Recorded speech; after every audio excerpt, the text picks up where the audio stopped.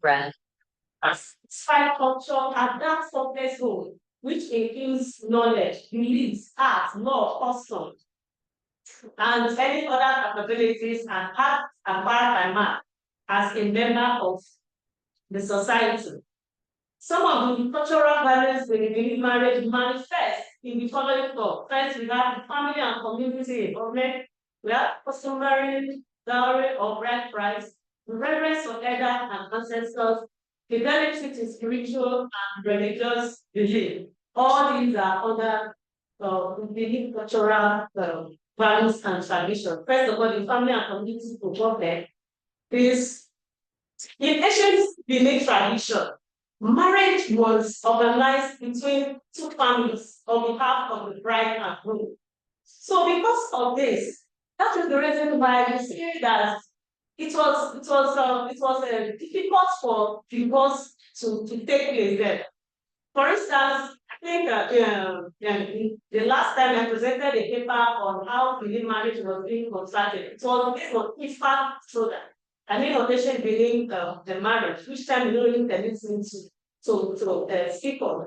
Then this IFA before stage was this IFA before stage was on three stages. First, we had Kinyomo, Iwanemo, and Ilion Harris. These Kinyomo means that at the birth of the child, this is when people, suitors, potential suitors begin to come to indicate interest on that particular girl child. That's in Kinyomo. Then Iwanemo state is when the bride, the prospective bride, will now go up to the awareness of the arrangement that was made on their behalf, even before the groom. Then that of Gideon Harry was now marriage ceremony process. So it was something between two families. It was meant to join two families together.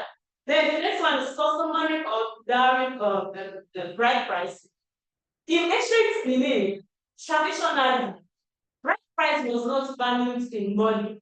It was, I think bride price is actually the money, I mean, in the contemporary time, bride price is not the money bride's husband and his family pay to the bride's family in appreciation for raising a wife for them. But in ancient Benin, that was not how it was paid. It was paid in services and in gifts. In Benin, we call it value. But during the colonial era, due to cultural shift and transformation, it was then valued on the 12 English pound sterling, which was the present, which was the 24 naira as at then in Benin. So, and up to now, some families still accept that amount of money as bride price. Then again, we have reverence for elders and ancestors. In ancient Benin tradition, they have reverence for elders and ancestors. Then even before a marriage is contracted between the female, between a bride and the man, these ancestors were informed about it and they were also propagated. Then the next one is fidelity to spiritual and religious belief. In ancient Benin tradition, it was a taboo for a woman to engage in premarital sex. So that was the reason why the moment a girl attains the age of puberty, she was married out to a potential suitor. Then the next one is ethnic and religious diversity. This was another thing again that another internal dynamic that influenced the Benin marriage. Benin is a home for different ethnic groups. So in the course of relating with these people along the line, the Benin people learned some aspects of their culture. Why some will also frown against. It also affects the Benin marriage system in a way. Then family structure again is another thing that also affects the Benin marriage. Also have the economic factors that also affected the Benin marriage. Then before a Benin man had agreed to betroth his daughter to him, the beginning I was very sure that you are selection, in fact, you are capable enough. Then it was not really about that. No, that you are okay enough to take care of of that woman. Then social class and status. This one did not really play a major role in marriage because why then? Marriage was usually constructed between the king's families, the nobles, and the commoners. The reason being that most of the nobles then were in one way or the other related to the royal family. So because to avoid the sin of incest, they will prefer to go to the commoners community and get a wife from them. And again, it was what also happened then that the other people just call the commoner, he has been one and control the wife to his. But let me say, in return, that particular place, we have to render service on your back. Okay. Then customary law. The belief customary law reflects the indigenous people system and continues to play a prominent role in regulating its marriage institution. This law requires how marriages are conducted and managed. Public issues such as bride price, inheritance, death, and dissolution of marriages, which was very rare in the ancient Benin. I think another major challenges in Benin today is that should I say their stubborn attitude towards change. This was actually captured in Umaro's summation that many people believe that today's women are not like their mothers who are there strictly to cultural norms, and this has been told. Then, however, what they fail to realize is that those who endured hardship in the past now support the younger generation in avoiding the same paths for the truth. They said, why international projects are not inherently bad principles? Their implementation often appears too clear. Basically, it's right and standards are universal, but the vast suddenness of changes and the people who execute them often create conflict. The market woman, for instance, according to her, who said them they don't so in the world that our children will have better life than she does. If we are honest with ourselves, they said there are many aspects of our culture that we dislike. Say traditional marriage ceremonies may seem celebratory, but there is often an underlying feeling that God are capable. The current generation believe they are correcting the wrongs of the past, but it's sometimes over-compensate. This causes a clash where the older generation wants to double down tradition, while the younger generation wants to start benefits and say, And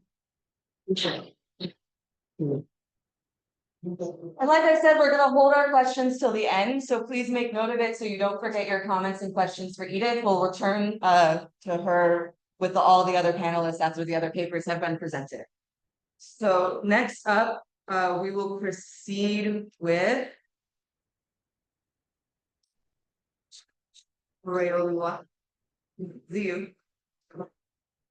Are you Taiwo? Is Oleruwa right here? Brave. What? Have you given your slides? Okay.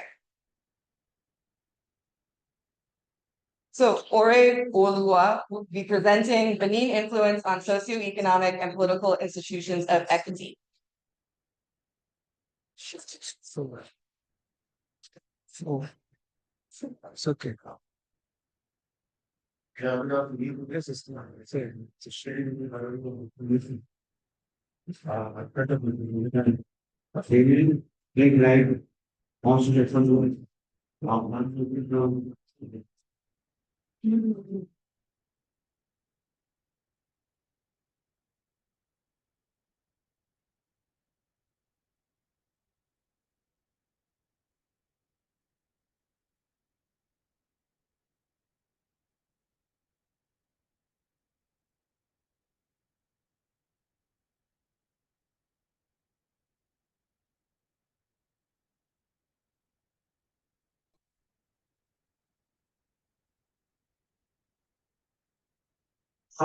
Exactly. He considerably fast. The economies, civic education, country, structure. Relationships between exam with us several companies. Hoping for March period when about we are starting economic policy region. Improving religious this paper, I target to the government of regulation. Going to but I contacted the administration for this paper.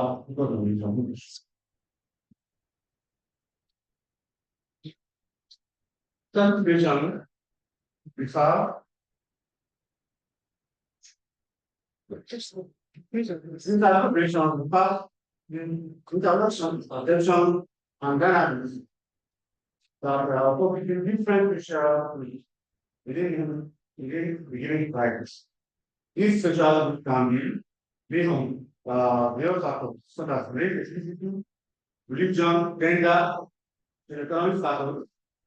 When other character, third, the contemplation of the ratio, the comparison of how you fact interact relate to one another.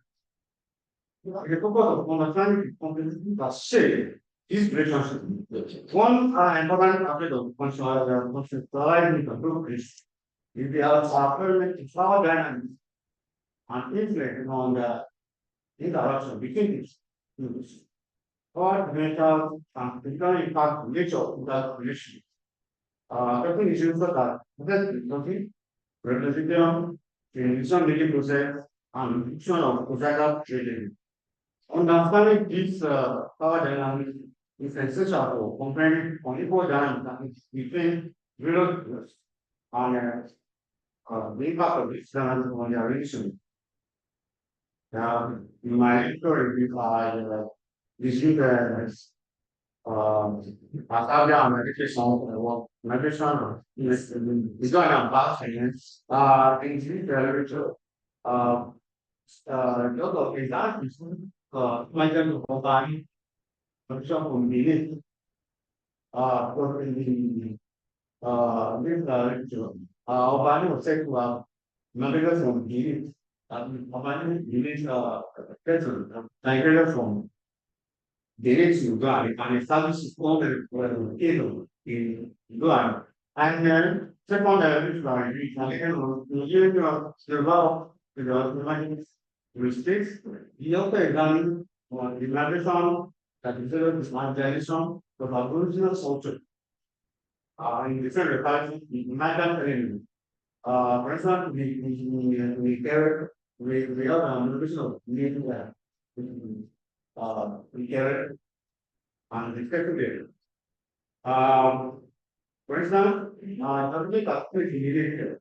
You say that different groups are settled in the current need. For example, we have the story of Europe.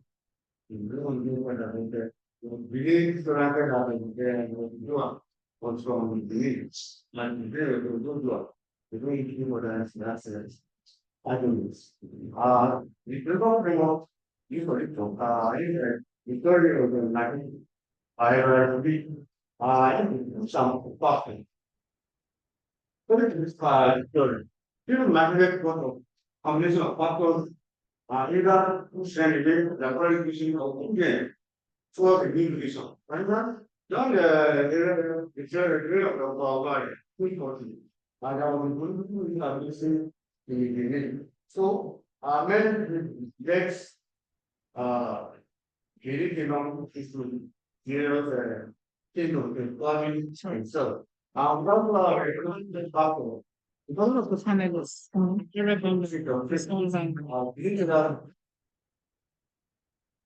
This is the region of God, it's about him and prayer. Then Robert put back to the cultural right on its very mission. Methodology. The middle of the different Turga the Christian science. The command of the academic department after pattern report for use of video authority and San Council is about San Council. This is about the people that about. Then all of work today with study to it one day and between 1949. Next secretary to the good evidence. So now, after little libraries and other lives. My pipeline program. In the Corona period, starting from working to since the economic influence of being with other security economic period of being on a single and you have to trade and come up. If we need to know which is well trade network public, the single who down and agile kingdom. The introduction led to the integration of the kingdom to regional and long-distance business. It also contributes to the economic development and corporate development of the society. Under the economic influence, I try to direct one portion. When we begin the world, the animals, we introduce to the region.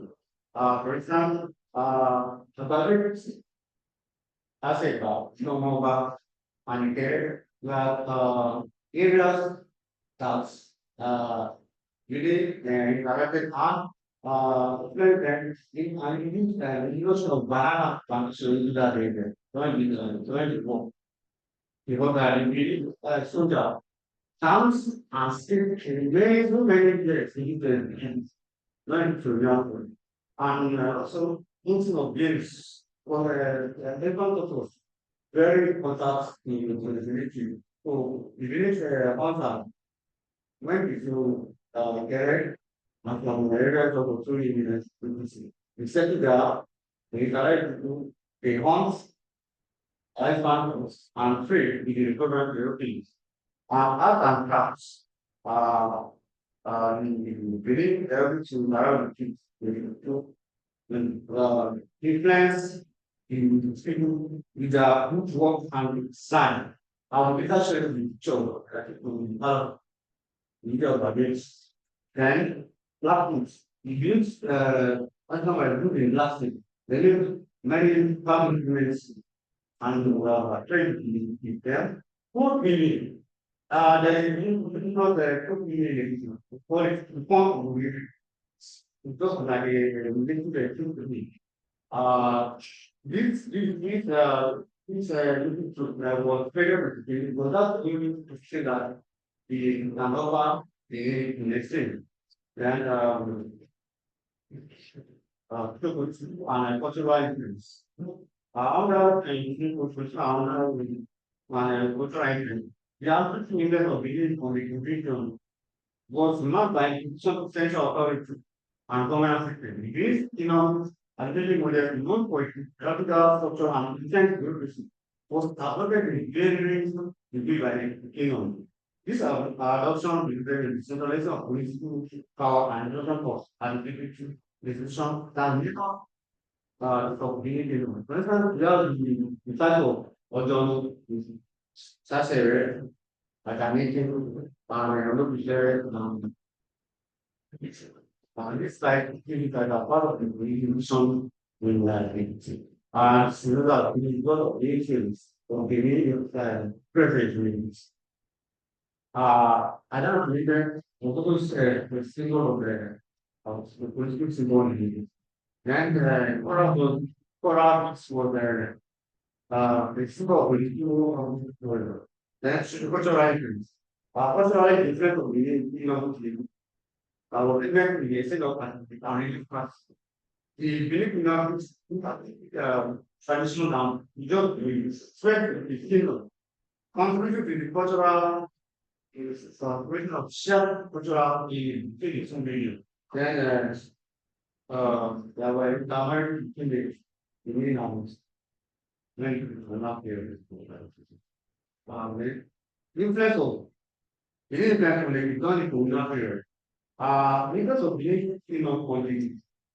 Going to not be able to cover the addition of executive economic and structure. The position of colonial by the European powers that it's that power and between two kingdoms, leading to the concentration of power, regional and regional of national. And the British ordered changing what happened in the region. Is it and several videos recorded in by this one, it is not. Really, the one out Serena was to it's trying. And my conclusion, that's why issue. Yeah, and concepts to maintain and to say for their and mutual relationship. So economically and politically, both adapted to new legislation and show by organizing although the colonialism got some changes, we could not alter the uniqueness and impact on economic culture. This is the shape, the economic, political, and cultural boundaries of the society. Leaving a lasting legacy of conscience to be recognized in the contemporary yes, thank you. Sorry. Thank you. Okay, follow the. We started to run. And what about we by like he's leading the river and Adam living. There's no belief that so this is a little giving of belief. All you know about so all you know about people authority next. Your time is ended. All right. Thank you.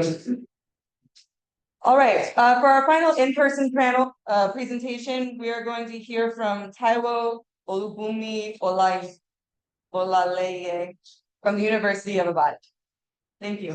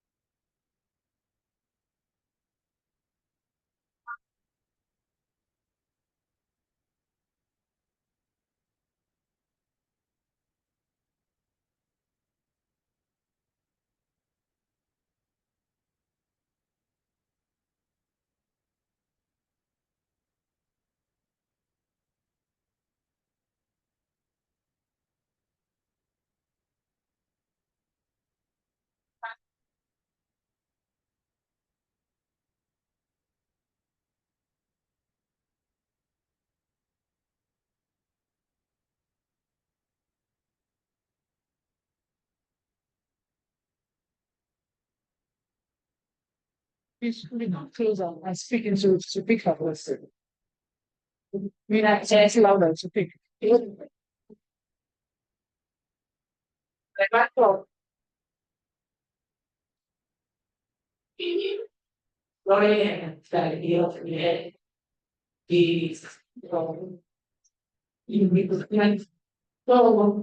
it's like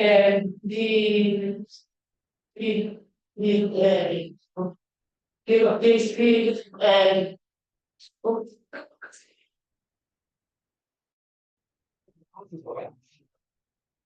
okay, the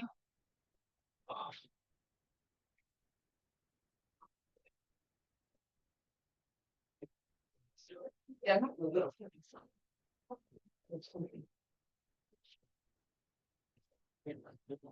So, so I will go into the conceptual clarification.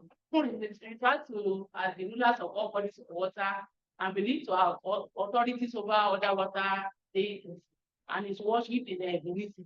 While Malokun is the god of the sea and is worshipped in Odere.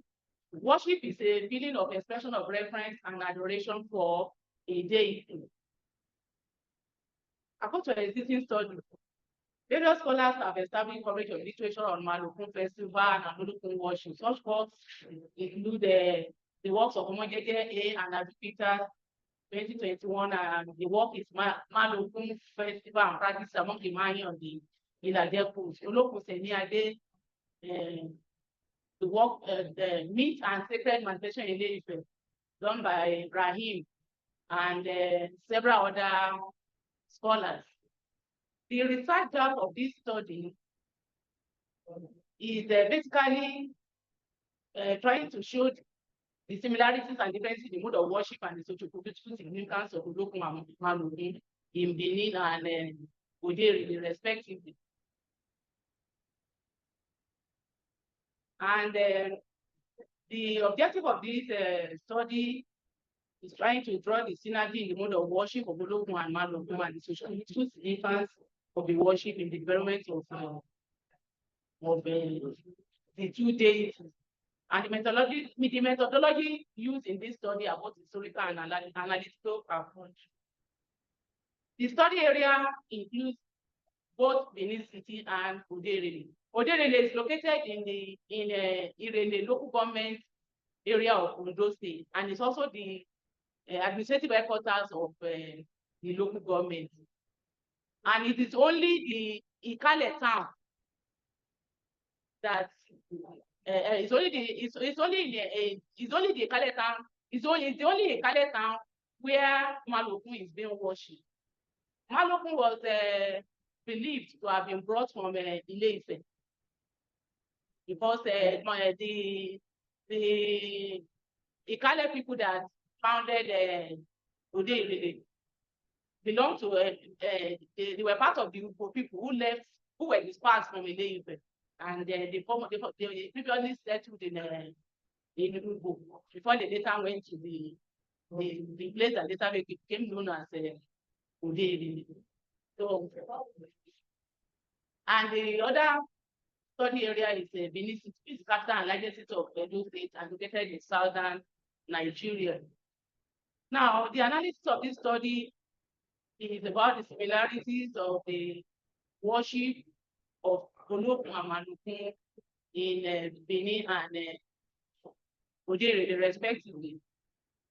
Both the Malokun and Olokun are regarded as male gods of the sea, and their worship at designated intervals.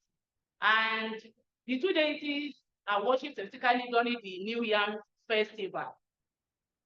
And especially the Olokun Festival in Benin is so important to the people, so that the Olokun is regarded as the Son of God, just as the Christians regard Jesus Christ as the Son of God.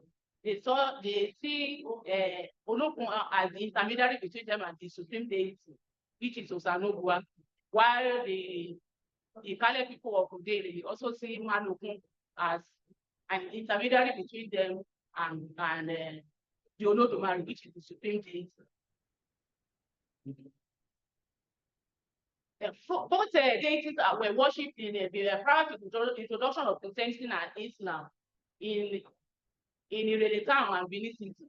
And even till the present moment, they are still being worshipped.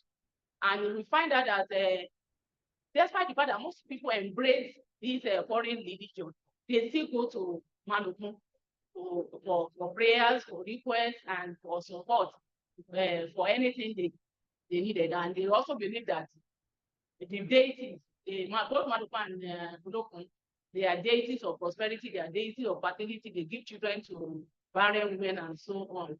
Then another significant similarity between the Malokun and Olokun worship is chalk, which is regarded as Ekun in Odere and Ohue in Benin. And so many, and it's a significant object of worship in both places. And the differences in worship is that Malokun in Odere has a central shrine, and worship is being observed every 6 days. That is a day after the market day.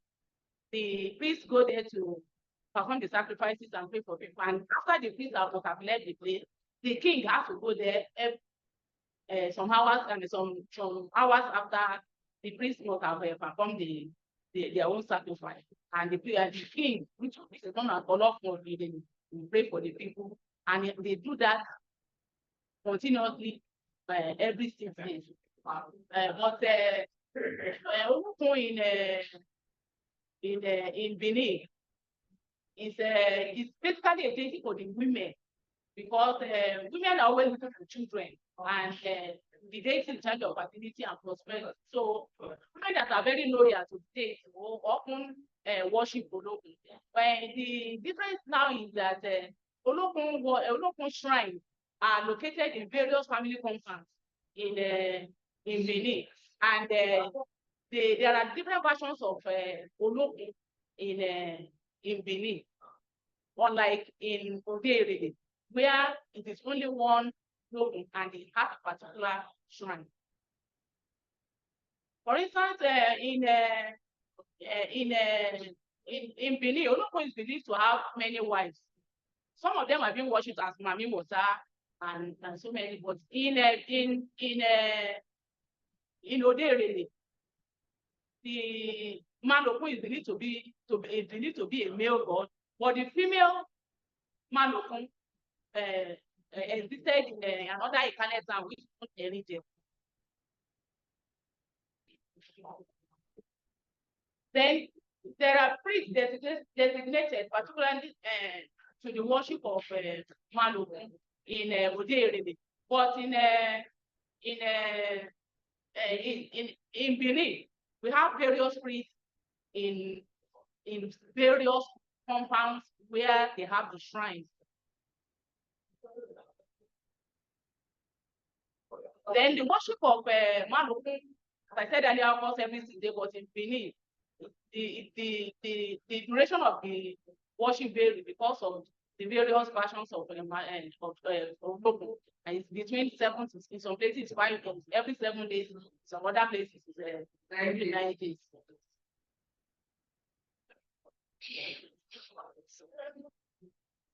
So then now, and the paper also looks at the social impact of the two deities on the people. One of the social impacts of the two deities that whenever people want to contest for positions like chief deity positions, they have to consult Olokun for assistance because it's Olokun that gives them power, prosperity to do that properly. And Olokun also plays a significant role in social life of Benin people. And it also influences the dress of the people. And I mean the worshippers.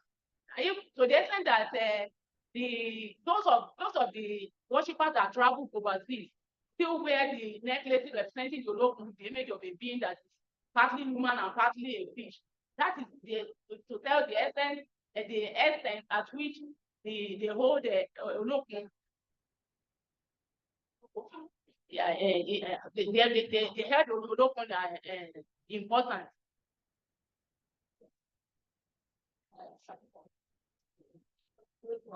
So the political impact has to do with the kingship. For instance, in Odeere, the king had to be installed at the shrine of Olokun. And in Benin, the governor of Benin has to come out with his chief during the New Year festival to pray for the indigenous of Benin. And of time, let me go to the conclusion. In conclusion, this paper says that it is almost impossible to disengage the people of Odeere and Benin, especially from their cultural and religious beliefs, despite the fact that, despite the incursion of modernity that was based in the society as a result of contact with Europeans and the resultant British colonization experienced in both places, it could be said that the worship of Olokun and Malokun plays a continuous relevance in the religious belief of both Benin and Odeere. And the similarities in the worship of these deities impacted the socio-political lives of the people extensively. And the synergies and differences between Malokun and Olokun has been discussed. Thank you for listening.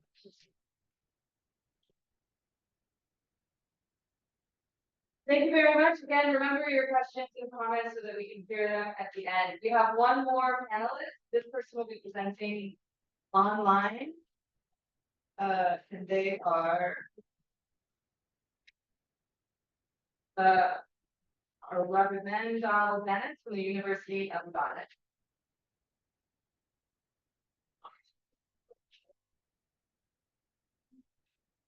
Afternoon, everyone.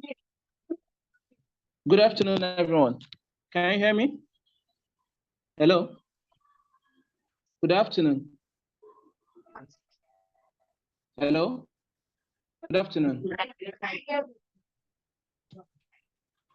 Yeah, I can hear you. Please, can you hear me? Hello.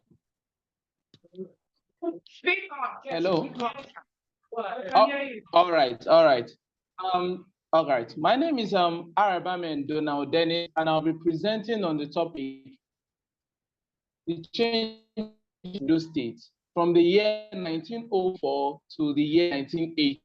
So, as a way of introduction, I started by saying that the role of women in various societies and their participation in the societal development are really different, owing to the fact that the gender division of labor varies significantly. So we can say that I can argue that apart from the basic duties of women in the home, their participation in the activities of the outside world is often conditioned to the availability or the available duties that has been left to them by their male counterparts.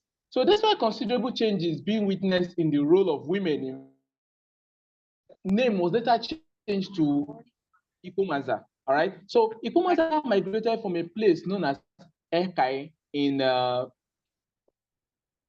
Benin City, okay, or in the Benin region, probably around the reign of Oba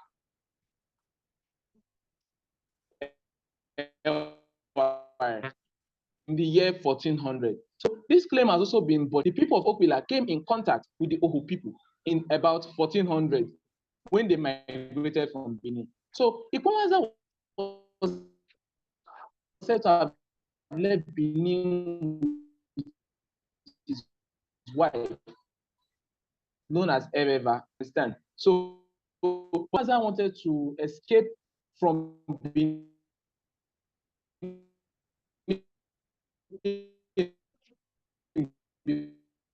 oriented scholars believe that this the reason why Ikumaza had to migrate because he was in search of leopard skin, which was then exported from Benin Empire then to Portugal. So around the 15th century, we discovered that the forest region of Okwila was the home to numerous leopards. Hence, the skin was also very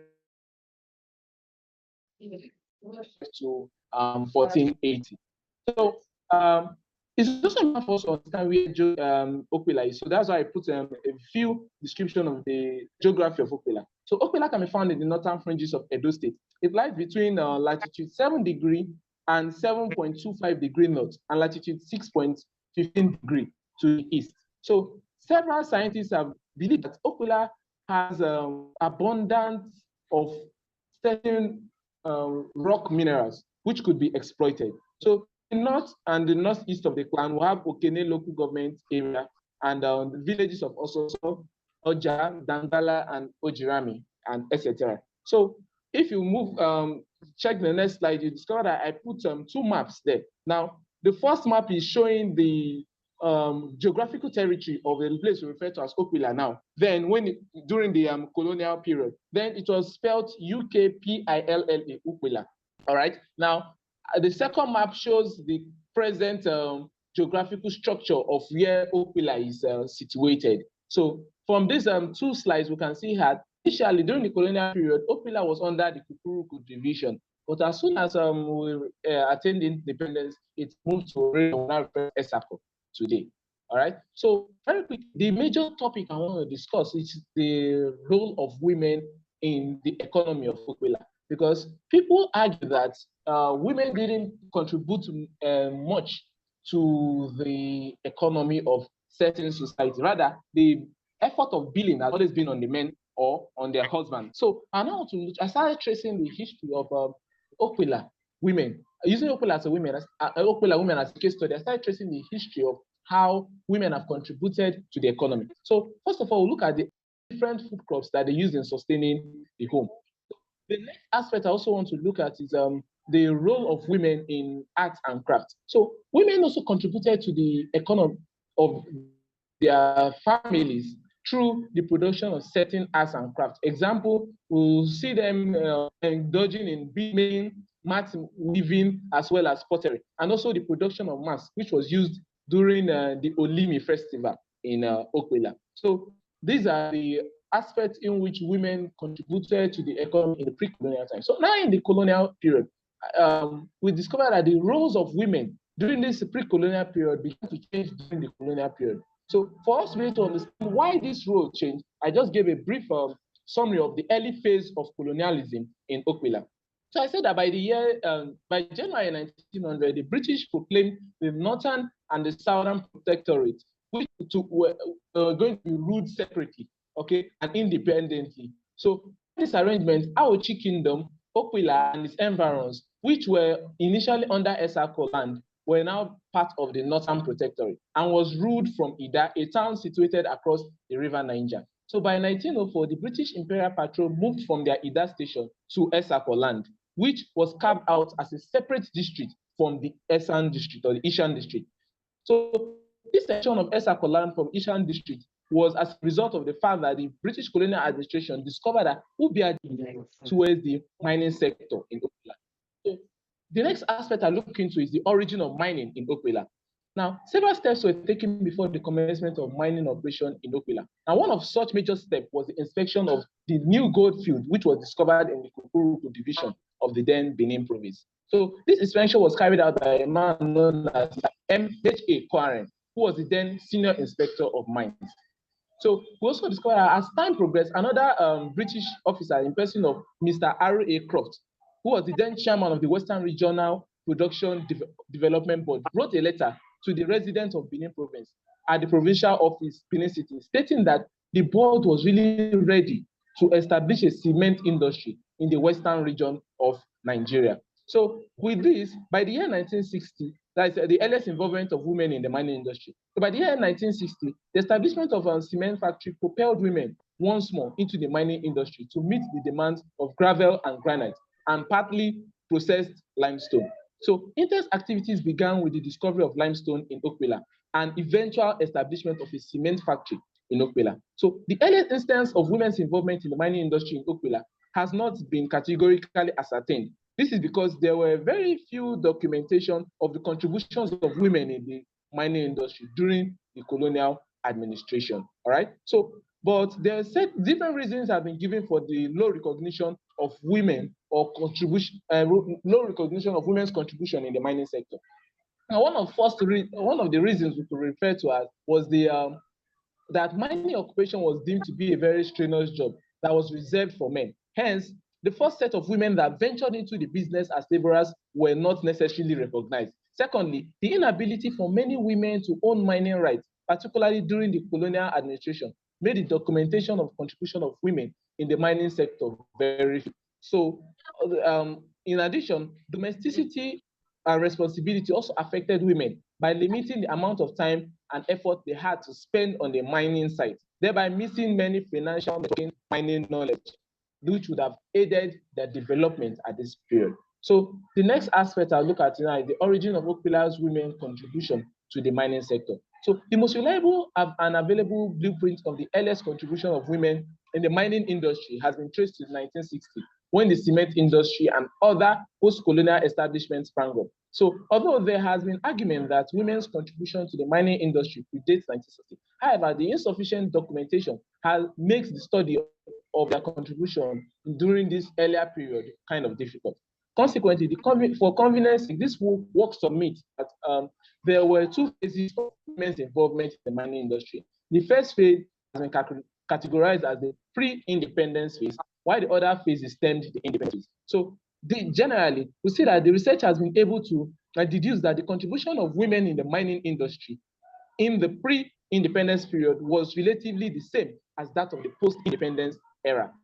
So their major role was to help in the transporting of the mine resources such as gold, quartz, away from its primary location on the mine field to a location where they can be further transported for further use. So it should also be noted, however, that the major means of transporting the solid minerals in the mines were through head porterage. So other assistants had to do with the breaking down of extracted minerals from the large state to a sizable portion, which could either be bagged or transported. So one more contribution is also the contribution of women during the independence phase had to do with the crushing and bagging of limestone.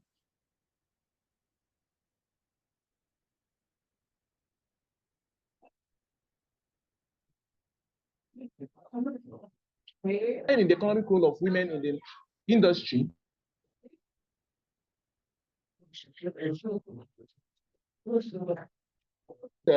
limestone. All right. So, but however, after some time, there was a re-emergence of these popular women in the mining sector again. This was as a result of several economic meltdowns that the country had to face. Some of them I mentioned was the structural adjustment program, which was introduced, as well as different indigenization program that was embarked upon by various successive military governments in Nigeria. So, as a means of conclusion, I said that this research examined the changing economic role of women during the pre-colonial period and the colonial period, as well as the post-colonial period, through changing historical sense.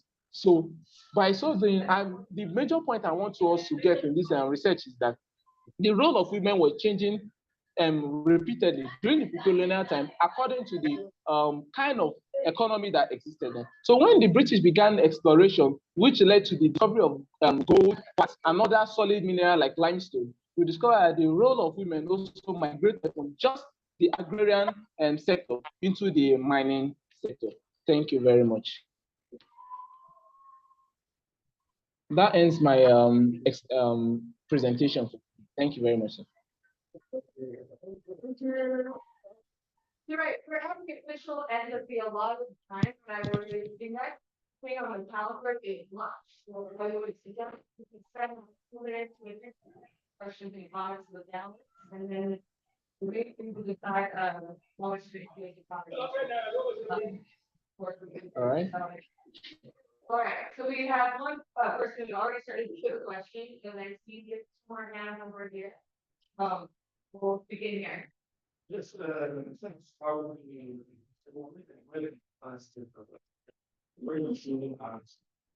the way of avoiding marital sex among young girls in Benin. Many of them were given out for marriage, and I wouldn't know whether, if such happened, is it right to say that they were given out for marriage out of their consent? And how did they respond to this when they grew up and found out their husbands are not taking care of them?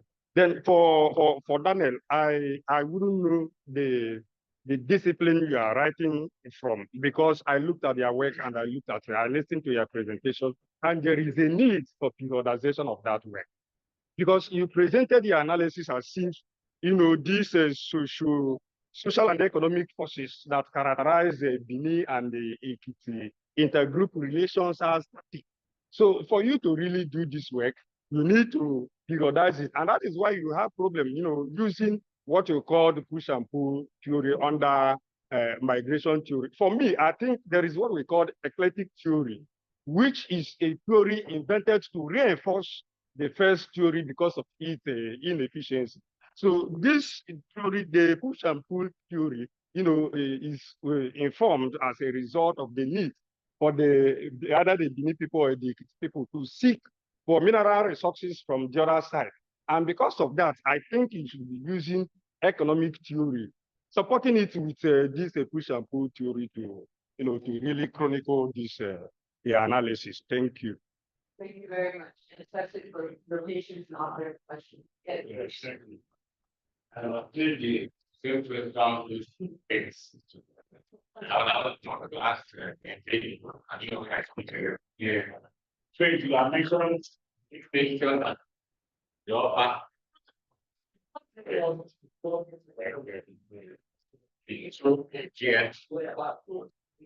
no, I mean, to an ordinary person, when at the end of the day, that ordinary person will now start working. I know something like that is still in our area. So it's really nice. What is what I think you are indebted to somebody and not able to pay. The other comes and take your wife, or you come and work for him for any of his property. Is that the system that was practiced? What related to the man, the commoner that was betrayed to work? Did you get the question?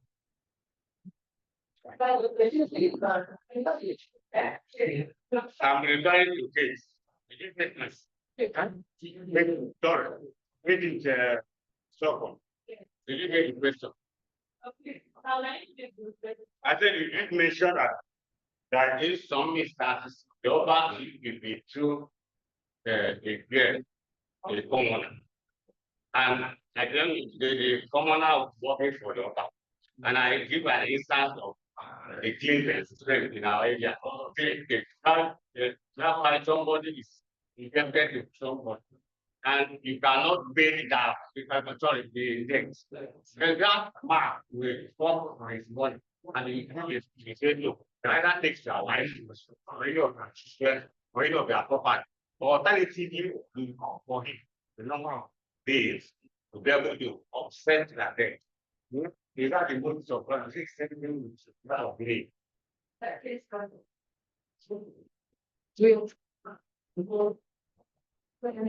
hear all the questions first to make sure we have time for that, please.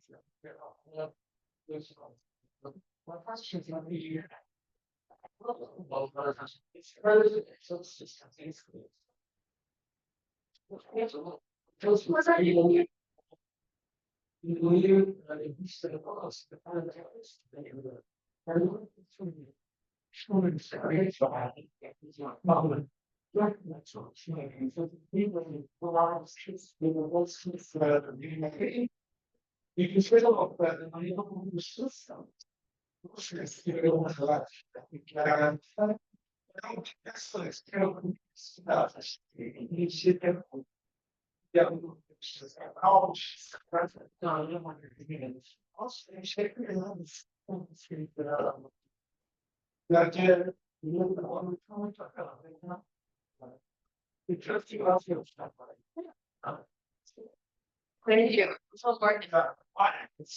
So far. Some questions for past the guest I was asking about what are they doing in the last of like a single model and the constitutional issue it's if you so lot of our problems as not concerned with from where some of the was to awareness the education. The education in the sense that also and as introducing programs while testing as central grants and to make support. Some is not itself. I was special by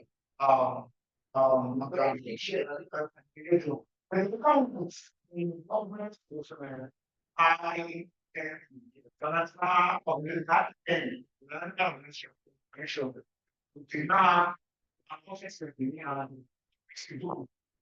is a program, that program and empowerment program for the police from abroad. So that's one is control account the law assignment that children request fire and the one of that can form and the sponsor in law part. In order to remains as a government and parents are going to this leaders. Thank you for the contribution.